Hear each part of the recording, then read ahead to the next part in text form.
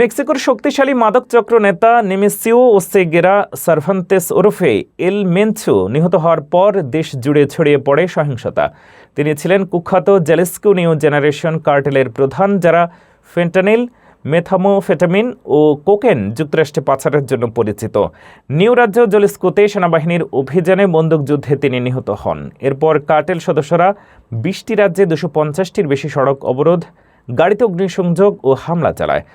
গুয়াডালাজারা জলিস্কোর রাজধানী প্রায় অচল হয়ে পড়ে। আন্তর্জাতিক বিমানবন্দরের সীমিত কর্মী নিয়ে কার্যক্রম চলে, অধিকাংশ ফ্লাইট স্থগিত থাকে। প্রেসিডেন্ট ক্লাউদিয়া শেইনবাউম শান্ত থাকার আহ্বান জানিয়েছেন।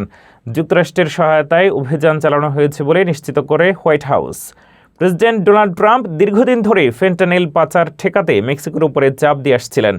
বিশেষজ্ঞরা বলছেন, এটি একদিকে বড় সাফল্য হলেও অন্যদিকে প্রতিদ্বন্দ্বী গোষ্ঠীগুলোর সংঘর্ষ বাড়ার আশঙ্কা তৈরি হয়েছে।